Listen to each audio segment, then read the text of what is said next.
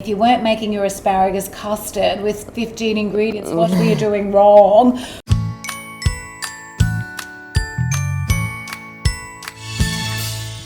Welcome to A Cup of Tea with Bree, where I get to know some of the country's most amazing parents, incredible business people, and inspiring characters. And today I have the absolute pleasure of sharing the couch with a remarkable woman who has been called the J.K. Rowling of cookbooks. Now, she's sold over 8 million cookbooks in 26 countries, and her debut book, 4 Ingredients, has become the best-selling self-published book in Australia in 2007.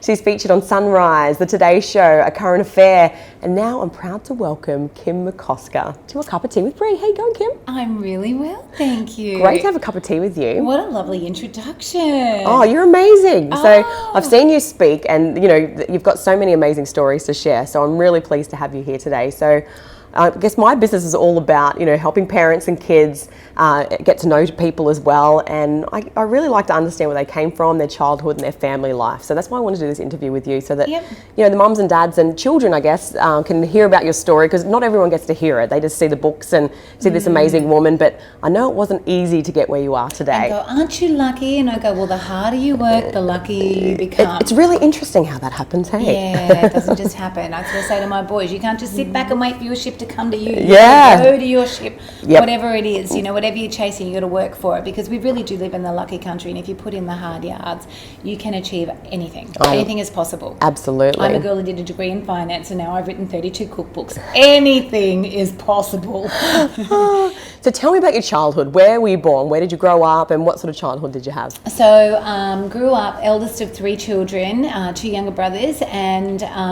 in Stanthorpe, so on the you're like one of the hottest areas of Queensland. It's like one of the coldest. And then when I was 12 and school captain of St. Joseph's Primary School, Mum and Dad yanked me out of there and took me to Mandubra, which I thought was the, oh my God, end of the earth. And it is. So we went from sort of like stone fruit and apple region to citrus, and always been on a farm, a farmer's daughter.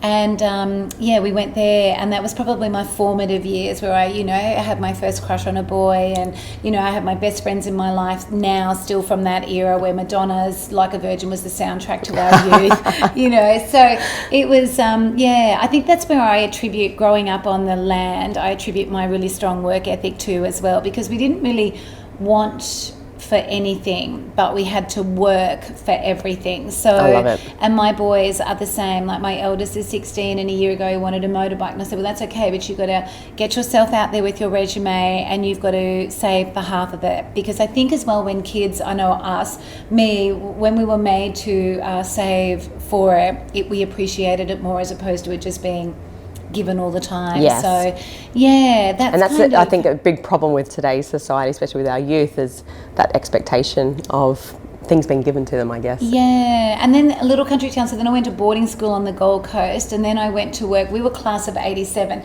So then remember, you were probably too young, but 88 was Brisbane's the World Expo 88. Yes, Expo 88. So I did go to it. Yeah. Class of 87, no one went to university. Everyone went to Expo 88. And here I am from a little country town called Mandubra, then straight to a girls' Catholic boarding school, and now I'm at Expo, and I'm talking to you, and you're from Uruguay? Where's that? So it really fueled my desire to travel. So then I went overseas for 4 years, and in that period realised I had a real skill for spending money. So good at it, Bree, really good at it. So then I came back from all of that and did a degree in finance, and really it was when I was then working in corporate finance that my desire for a really simple cookbook.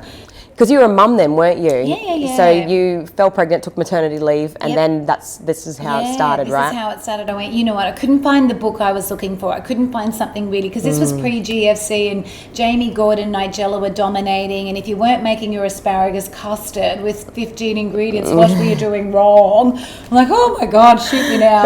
So when I couldn't find what I wanted, I sat down and started to write what I wanted. I just had no idea how many others out there at the end of a busy day wanted the same simple solutions in the kitchen as I did. And that's really, the birth of 4 ingredients. So how did you sell your first books? I literally went door to door. I literally was the Avon lady of cookbooks. And, I also upskilled. I learned very early on that you can have the best product or service in the world, but it is how you market that. That is the power of the product. So I upskilled myself very, very quickly in the art of marketing. And you sure have. Even now, Bree, I consider myself first and foremost to be a marketer, an author second. Yes. That is my business. I'm in the business of marketing. So, and really, I'm a numbers person. So 32 books, like never in a million years. I've written books for diseases I don't have, problems that aren't mine, machines I never thought I'd own, but I'm a numbers person. I have one of the biggest selling books in the country at the moment, and it's for pets. Yes. Now, beautiful people, you do not cook your pet, you cook for your pet. And I'm not suggesting you cook breakfast, lunch, and dinner. Guinea pigs aren't very tasty. Yep, no bunny boilers here. And I just, but I learned that Australia spends $12 billion the pet annually industry is huge. on the pets. Yes. Then I started researching. I went, oh my God, 4.4 million registered dogs, 3.2 million registered cats. And these are only the ones that are registered. You don't have to register your birds or your guinea pigs or your goldfish or, any myriad, and you go regional, and a lot of people don't even register there. So, I write my titles based on numbers. You've been very successful at it. So tell me, obviously, going into cookbooks wasn't what you wanted to be when you grew up. So what did you want to be when you grew up? Interestingly, my mum found a few years ago an old, book from school. And what do you want to do? I think it was about grade 8. What do you want to do when you grow up? And I'd written fashion designer, lawyer, or author. Wow! I know. I can't even remember having written that. Your mum must have fallen off her chair. We all did. We were just going, what? So, you put it out there. There it you was go. one of those big family, and Mum's like, I've got an announcement to make. We're all going, okay, here we go. And that's what she showed us. We just went, wow, isn't that amazing? That's incredible. So, yeah, I think, and it's just that I've learned to communicate the art of making food simple. Yes, and you have. Your cookbooks are amazing. They've helped me out of a hole many times. Yeah. So marketing, back onto the marketing stuff, you said that marketing's been your strongest point. Tell me how you marketed the book to start with. That's a really awesome story. So door to door, and then I realised, oh my gosh, how am I going to get it to Kalgoorlie, to Cairns? Because your husband actually, you had to beg him, not beg him, but you had to ask him. I had to ask him. So I had to, no publisher would take my call because unfortunately, and even today, if you've got a good book inside you, unless you've got fame or a following, you are never going to get a publishing deal in Australia, anywhere in the world. It's not just Australia, anywhere. So I had to go to my husband and I had to sort of say to him, look, could I borrow $26,000 please? And literally, God bless, he said yes. And remember, I've done a finance degree, so you've got to gross $34,000, pay tax on that to pull 26 out of you. So I'm going, that's a lot of money. And that's a lot of books. And that's a lot of books. So that's why I was just so determined. I was never not going to sell those first 2,000 self-published cookbooks. So you used to put the kids in the pram, you used to go sell door to door. I would sell door to door with the prams. Literally. And then what did you do? And then I learnt to write a press release. Yes. So now a press release, for all of you who are in business or have, some business element, you just need a press release.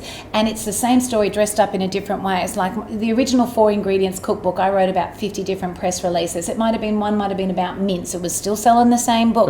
One might have been about chicken. One might have been about the easiest cupcakes ever. It was all relevant content, but same product, different press release, different level of interest. And you just kept going and going and and I just kept regurgitating. But remember too, repetition is your reputation. Yes. So don't mind if you've got to tell someone 20 times. I've got to tell everyone every single day that this book is available now. It's on sale for $19.99. I've got to tell you that 20 times before you go, you know what? Maybe today I'll go and buy it. Yes. So repetition is your reputation. So, when you are in business, you would know as well, dress it up in a myriad of ways and just keep shipping it out there to everyone. And that's what I did. But importantly, I would then follow up. I would send that press release to a radio station, and I would know that person's probably getting 50 press releases a day. How am I going to differentiate mine? Yep. How many probably about 2 or 3. Yeah, exactly. Probably not even. Yep. So and that's where it would go to, sort of thing. And I heard that you also rang bookshops. So I rang bookshops twice. So I had a two-pronged attack. Number one, I'd ring as Chantel, and hi, my name's Chantel, and yes, I heard about this amazing cookbook on the school run, and I want to order 6 copies. Oh, you don't have it? Well, could you get it, please?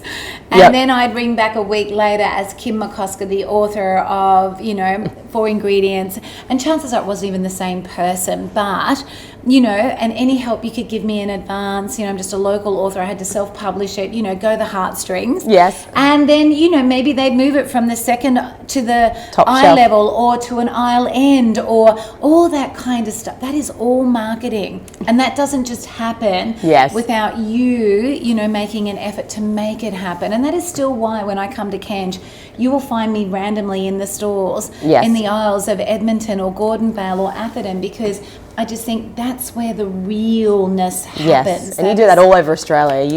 You are the PR queen, because you're on so many different shows, but then your big break came when you actually got on TV. Is that right? Yeah. So we self-published, and 2,000 cookbooks landed on my doorstep March 2007 and 2007, and then we just tried to try it and to break into breakfast TV. Yes. Breakfast TV. Couldn't get it. No. And honestly, I thought this guy was going to take out a DVO. This poor old EP, executive producer for Sunrise, and eventually one day he was ill, and Tom has answered the phone. Didn't realise it, but Tom's recently been divorced. All of a sudden, Tom's cooking for the children every second week. 4 Ingredients has sounded mighty easy to Tom. Yeah. Sure, come on the show. But you know what? That was a really good lesson for us to learn very, very early on. Don't take no for an answer. Yes. No only means no today. And no now, yes. And no now. It may not be. It might change. It's like your husbands. How many times can you say no? Oh, I'm not feeling well, got a headache, or tummy, But they're persistent. They generally get what they want. So, same thing. So what's been one of your biggest personal achievements? Selling 1 million cookbooks. Wow. That was a big one. I bet. And I had coveted this watch. There was a beautiful watch in the local jeweler, and I had covered it, and I'm too practical. No, I'm not spending that amount of money, not spending that amount of money. One day we learnt we had sold 1 million cookbooks. Like, honestly, this is 2,000 books that got delivered that everyone said, you're never going to sell that. Never, ever. It's got a green cover. It's got no pictures. You're not famous. You've got no food, background or no connoisseur of anything. And then we sold 1 million books. And I remember having a big dinner, big celebration, champagnes all around, going to bed that night, and I put my hands under the pillow, and there was a box. And I pulled out this box, and it was my watch. Oh, your husband got it for you. My husband got it for me. Oh, did you cry? Oh, even now I'm getting teary. Just so thoughtful. I'm very blessed to have a very supportive, thoughtful husband. Yes. But, that was just who sells 1 million books, like it was. You do. Yay! Thank you for everyone who's bought one of my books. Give it a cuddle from its mother. We get it out and dust it off. So, it was an extraordinary moment. Oh, it's incredible. You are an absolute inspiration to, not only all women in Australia that are in business for your successes, but, all parents, I guess, and everyone that's ever bought one of your cookbooks. You're just amazing. And I think, you should be completely celebrated for your achievements with what you've done in Australia with cookbooks, especially, you're a success around the world. It's just amazing. It's not easy. Don't beat yourself up. We sit here and, we toast our success. We're talking about all the good things right now, but I'm sure you've had some struggles. And it's just, people go, how do you get the balance? I'm telling you, there ain't no balance. No, it's called a work-life blend. A work-life, I'm going to borrow that. That is so smart. Yeah. I just think some days, you sort of give birth to a child, and then you give birth to guilt at the same time. Yes. They kind of go hand in hand, don't they? And I think, it is crazy being a parentpreneur and raising a business and a family at the same time. It is one of the hardest things that you can do, because raising children's hard, raising a business is hard, and I think you're just mad. You've got to be really brave to try and raise both at the same time. And the primary objective of my life is to be a good mum. That is what I want to achieve. That's the one thing I want to be the most successful at. And sometimes I don't feel like I've got that balance right. Sometimes I feel like, I'm letting the team down a little there. So, it's a constant juggle. So don't beat yourself up. It's just, just take a breath when it all gets overwhelming, and just, what is the most important thing in this moment in my life right now? Okay, that's where I go. Yes. And then you just, when you've done that, because you're productive, you go, okay, well, what's the next one? Yep. Then you go there. Yep. And then you just sleep well at night. Yes, and that's the main thing. Get a good night's sleep. Yeah. So, what's the best piece of advice that you could give, that you've ever been given in life? What's the thing that you live your life by? Okay, probably the greatest gift I gave myself was an education. Doing a degree in finance, for the way that the trajectory my business followed, was probably my biggest gift, because I see a lot of great businesses, a lot of great ideas, and for some reason, one reason or another, they don't make it. Now, I don't know why. I wish I did. I could share it with everybody. But I just think you can employ the best solicitor, accountants, bookkeepers, bankers, and they will be there and they're on your team, but no one looks after your finances better than you. Yeah. So get a handle on your finances. You know, if you were sitting here and you were 40 years of age and you've got a superannuation invested in a balanced fund, get it out. You cannot touch that for another 25 years. Now is your time to be able to take a little bit of calculated risk and try and get a return on that. So get to understand your finances and do it for you and your family, and then pass what you learn on to your children as well. So understanding your finances, you know, for me has probably been my biggest personal asset in business. Well, it's been such an honour having you on the couch with me today. Thank you so much for coming into the studio. It's been wonderful to get to know you better. If you'd like to see more of our episodes, and make sure you subscribe to our channel, hit the notification bell so you don't miss out on a new episode of A Cup of Tea with Bree, and we'll see you next time.